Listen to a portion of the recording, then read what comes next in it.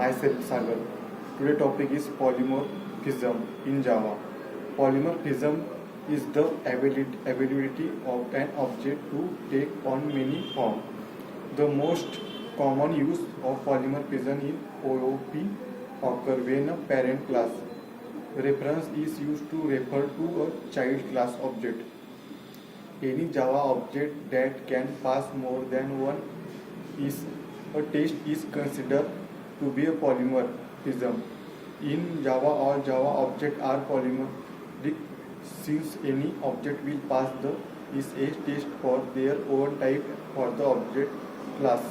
It is important to know that the only possible way to access an object through a reference variable. A reference variable can be of only one type. Once declared, the type of a reference variable cannot be changed.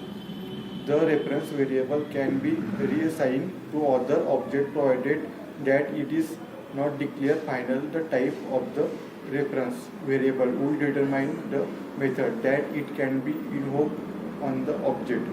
A reference variable can refer to any object of its declared type or any subtype of its declared type. A reference variable can be declared as a class or interface type. Virtual method.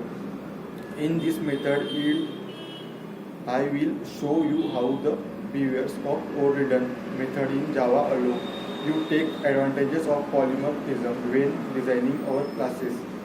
We already have discussed method overriding where a child class can override a method in its parent. An overridden method is initially done in the parent class and is not invoked unless the child class use the super keyword within the overriding method. Polymorphism is one of the main aspects of object-oriented programming. The word polymorphism can be broken down into poly and morphism. As poly means many, morphs means form. In simple word, we can say that ability of a message to be represented in many forms. Scope of the article. This article explains polymorphism in Java and some real life example.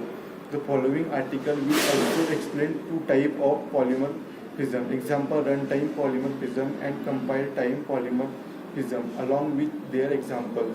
The article also tells us about the characteristic advantages and disadvantages of polymorphism. Introduction.